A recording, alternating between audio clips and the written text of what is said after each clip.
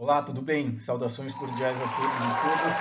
Eu sou Rui Mendes e aqui estamos para continuar firme e forte com a leitura da Bíblia cristã, né?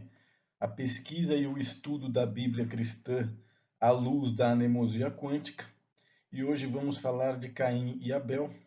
Mas antes vamos fazer uma recapitulação daquilo que foi visto no Gênesis, onde Deus cria a realidade, né, segundo a sua espécie, e cria também o homem à sua imagem e semelhança. Mas eu gostaria de chamar a atenção por uma coisa, que inclusive vocês já podem ler a canalização periódica do nosso primeiro encontro falando sobre Gênesis lá no blog Médico Animósico. Mas algo que eu acho interessante é que Deus insufla o hálito de vida nas narinas de Adão e Adão se torna um ser vivente. E isso me chamou a atenção justamente por quê? Porque um ser vivente não é necessariamente um ser pensante, né? E assim, a moral da história, Deus cria o homem, coloca ele para viver num jardim e proíbe ele de comer uma determinada fruta de uma árvore. Ele e a esposa vão lá, vacilam, comem a fruta.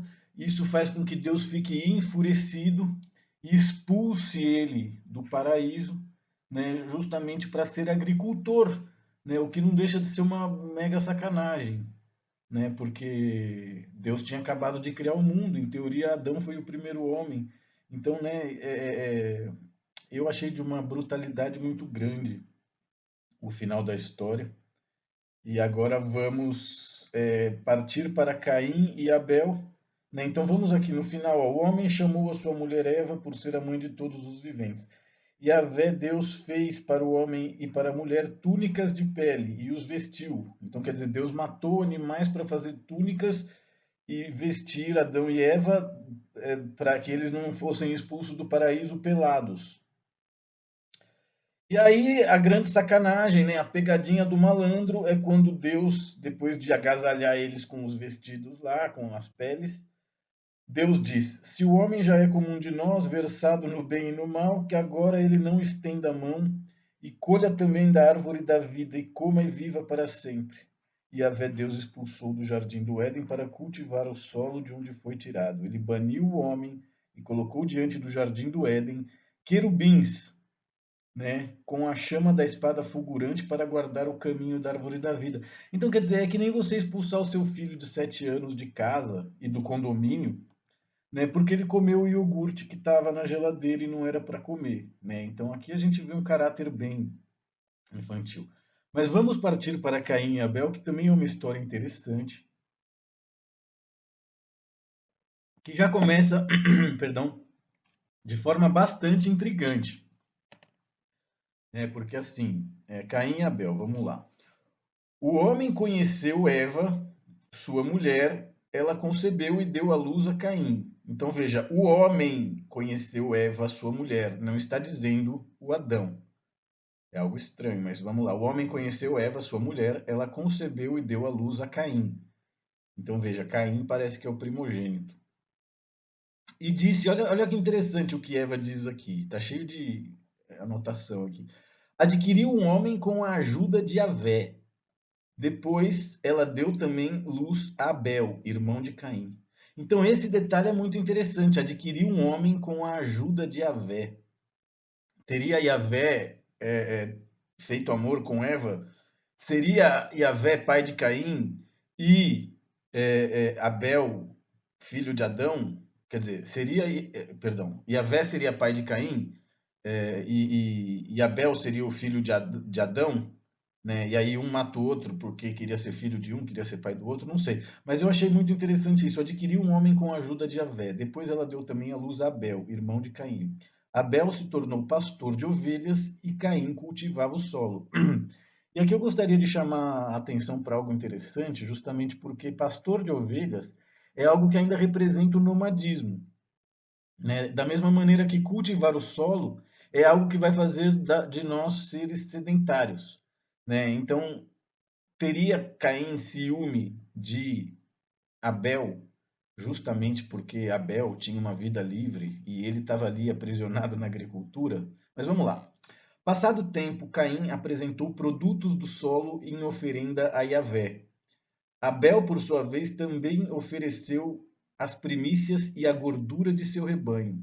Horas, Yahvé agradou-se de Abel e de sua oferenda, mas não se agradou da oferenda de Caim, e Caim ficou muito irritado e com o rosto abatido. Então, só abrindo um adendo, veja que coisa interessante. Eles foram expulsos, né, do condomínio lá, Paraíso Resort, mas mesmo assim eles seguiram adorando Yahvé, né? Os filhos, no caso, adoravam Yahvé. Então quer dizer, que tipo de gente é essa que não rompeu com o Yahvé no momento em que foi expulsa do paraíso? E veja que Caim fazia oferenda de alimentos da agricultura, enquanto Abel oferecia os rituais de sacrifício das ovelhas, dos animais. Então quer dizer, primícias e gordura de seu rebanho, né? Então quer dizer, Deus gostou mais das oferendas de Abel, não gostou da oferenda de Caim. Ora, Yahvé agradou-se de Abel e de sua oferenda, mas não se agradou de Caim e de sua oferenda. Quer dizer, Deus não tem muito psicologia, né? E Caim ficou muito irritado e com o rosto abatido. E Yahvé disse a Caim: Por que estás irritado e por que teu rosto está abatido? Se estivesses bem disposto, não levantaria a cabeça? Mas se não estás bem disposto, não jaz o pecado à porta, como animal acuado que te espreita.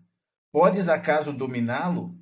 Entretanto, Caim disse a seu irmão Abel: Saiamos. E como estava no campo, Caim se lançou sobre seu irmão Abel e o matou. Então veja só, Deus sabia que Caim ia matar Abel e não fez nada. Ele questiona: se você estivesse bem disposto, você não estaria com a cabeça levantada? Porque Caim estava abatido, ele queria matar o irmão. E aí Deus diz: Mas se você não está bem disposto, não jaz o pecado à sua porta. Né? Não, quer dizer, o pecado está vivo. Né? Não jaz o pecado à porta como um animal acuado que te espreita. Podes acaso dominá-lo? Então, quer dizer, Deus está vendo Caim ser assediado, né, pela ideia de assassinar o irmão e não faz nada, cara. Entretanto, Caim disse a Abel: Saiamos. E o Abel foi. E como eles estavam no campo, quando eles chegaram lá no campo, o Caim se lançou sobre seu irmão Abel e o matou. E Yahvé disse a Caim: Onde está o teu irmão Abel? Ele respondeu: Não sei, acaso sou guarda de meu irmão? E Yahvé disse: Que fizeste? Ouço o sangue do teu irmão do solo clamar por mim. Então o cara é bruxo mesmo. Agora és maldito e expulso do solo fértil que abriu a boca para receber de tua mão o sangue de teu irmão.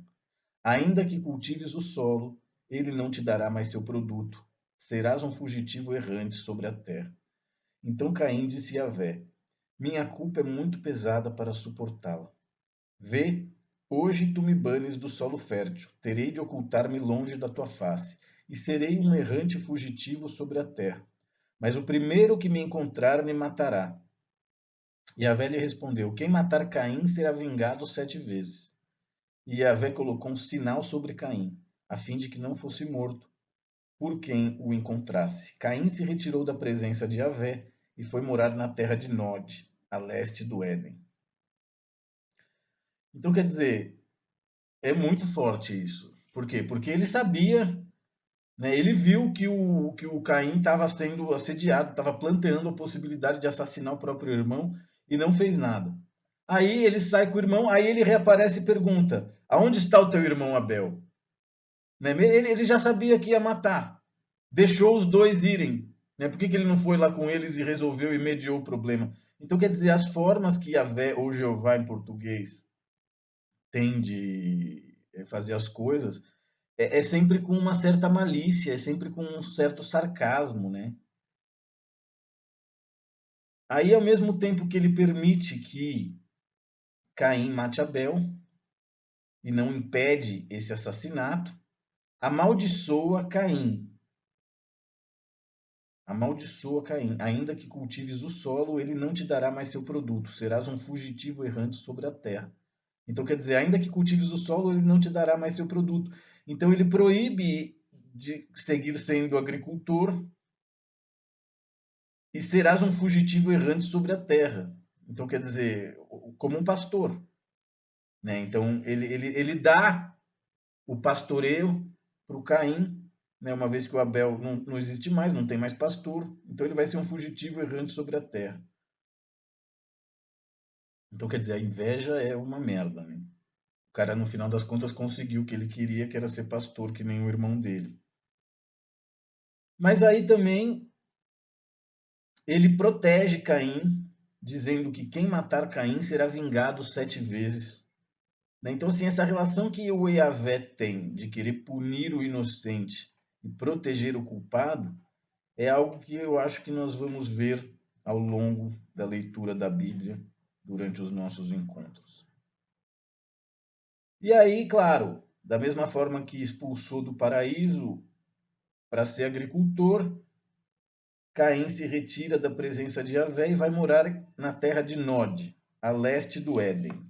Então, quer dizer, não fica claro se a expulsão do Éden foi consumada, né? Porque dá a impressão que Caim e Abel estavam no jardim do Éden. Agora, que Caim e Abel sigam adorando o Deus dos pais deles, depois dos pais deles terem sido expulsos por causa que comeram uma frutinha, eu acho uma grande sacanagem. E mais sacanagem ainda é saber que a árvore da vida no paraíso poderia ter resolvido o problema da árvore do conhecimento do bem e do mal, e a Vé não tratou de cuidar disso. Então é um Deus muito narcisista, é um Deus muito vaidoso. Agora vamos falar sobre a descendência de Caim. Caim conheceu sua mulher, que concebeu e deu à luz a Enoque.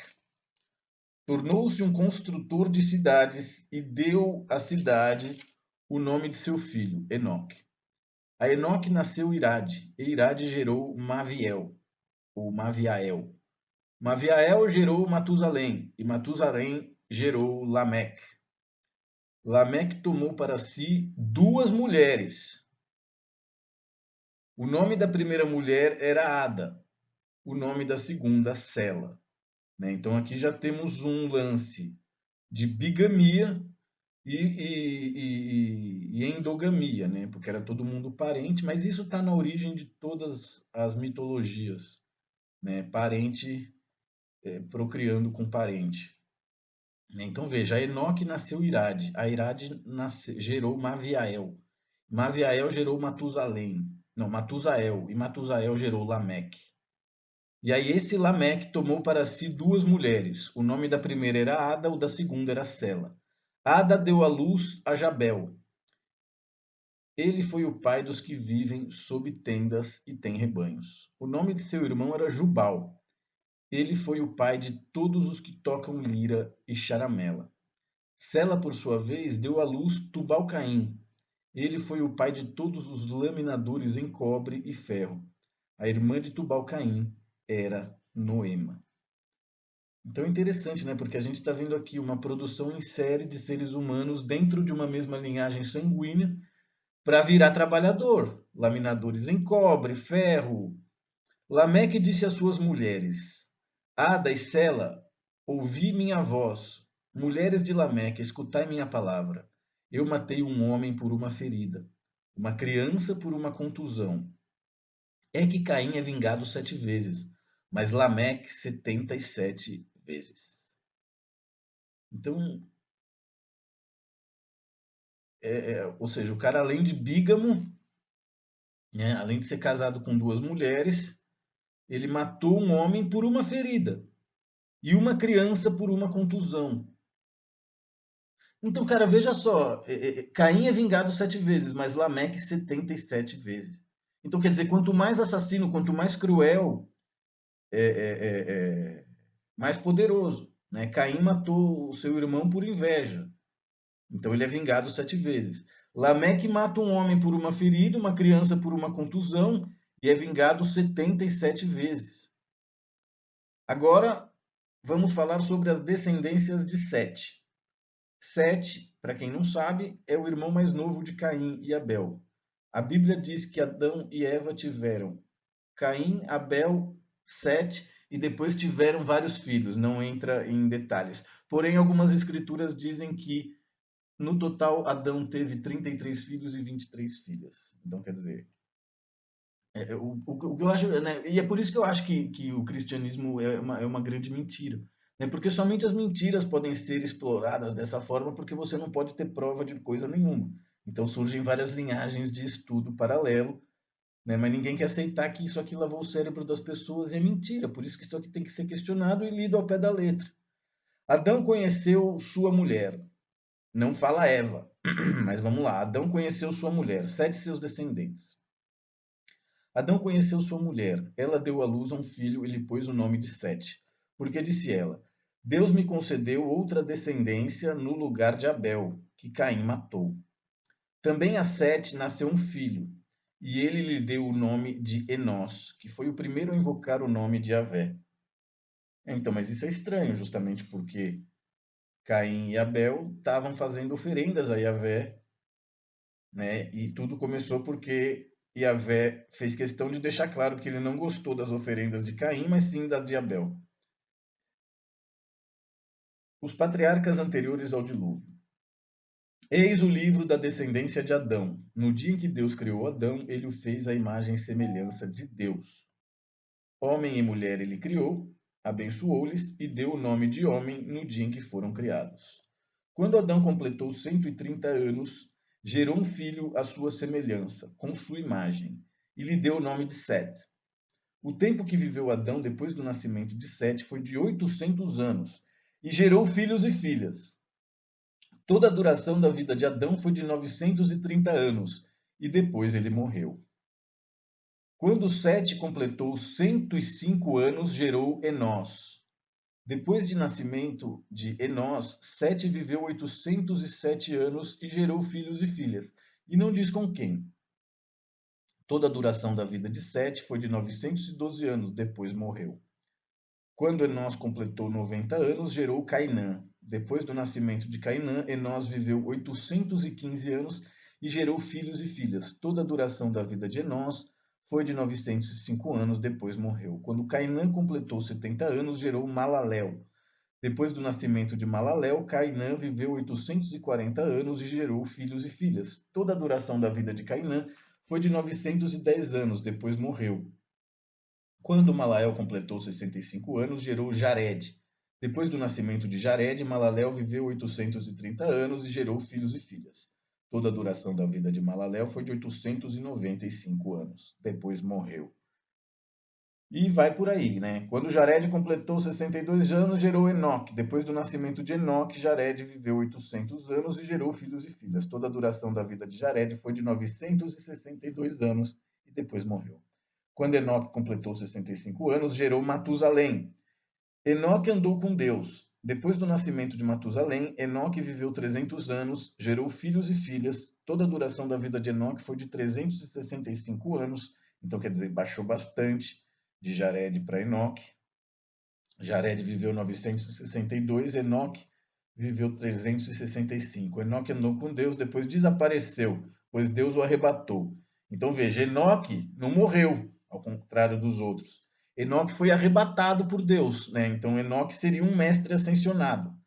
Quando Matusalém completou 187 anos, gerou Lameque. Depois do nascimento de Lameque, Matusalém viveu 782 anos e gerou filhos e filhas. Toda a duração da vida de Matusalém foi de 969 anos e depois morreu. Quando Lameque completou 182 anos, gerou um filho e deu-lhe o nome de Noé. Porque disse ele: Este nos trará em nossa tarefa e no trabalho de nossas mãos, uma consolação tirada do solo que Yahvé amaldiçoou. Depois do nascimento de Noé, Lameque viveu 595 anos, gerou filhos e filhas, e toda a duração da vida de Lameque foi de 777 anos, e depois morreu.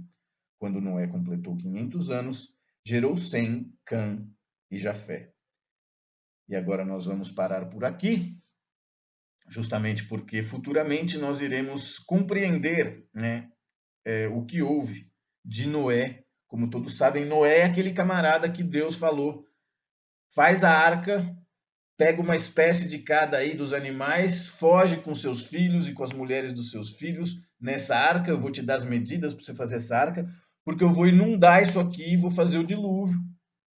E eu vou matar todo mundo, né? Porque Deus se arrependeu de ter feito a humanidade. Mas como nós já estamos aqui há 20 minutos, para não ficar cansativo, vamos finalizar o vídeo aqui onde nós tratamos a respeito da genealogia de Adão e Eva, né? A descendência, melhor dizendo, de Adão e Eva, que foi Caim e Abel, e logo Sete, e agora tudo isso aqui que eu falei é a descendência de Sete e os patriarcas anteriores ao dilúvio, né? Que terminam em Sem, Cã e Jafé, que são os filhos de Noé, né? E essa é uma história bastante famosa. Então espero que vocês tenham gostado do nosso encontro aqui para falar sobre a história de Caim e Abel, ainda em Gênesis, e logo nós voltaremos, ainda em Gênesis, para tratar sobre o dilúvio, os preparativos do dilúvio e as ordens, a nova ordem que seria criada no mundo, né, a partir da destruição da humanidade feita por esse Deus narcisista e cruel que é Jeová. Espero que vocês tenham gostado do nosso encontro. Peço que, por favor, coloquem aí nos comentários qualquer coisa para que o nosso conteúdo possa chegar ao alcance de mais pessoas que queiram ter a interpretação, o estudo e a pesquisa da Bíblia cristã à luz da mnemosia quântica. Seguiremos em contato e trabalhando. Um grande abraço a todos. Até o nosso próximo encontro. Namastê.